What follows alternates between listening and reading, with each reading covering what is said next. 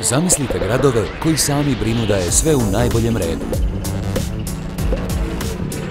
Od toga radi li svaka ulična lampa, do toga gdje se skriva slobodno parking mjesto. Zamislite jednu svestranu tehnologiju od koje i vi možete imati koristi.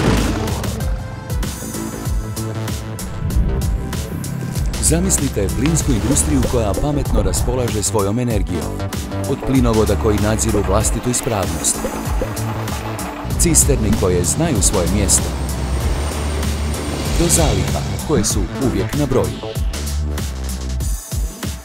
Zamislite plinomjere koji sami dojavljuju potrošnju i odmah reagiraju ako nanjuše opasnost.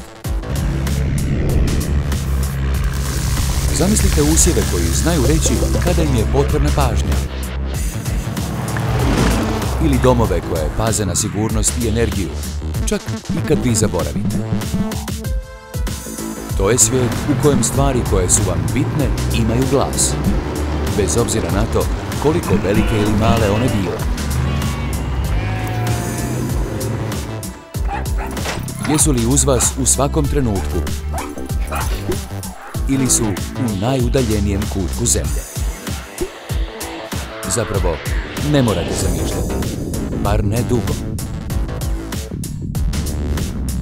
IoT Net Adria uvodi u Hrvatsku Sigfox, vodeću svjetsku komunikacijsku platformu za povezivanje uređaja, odnosno Internet of Things.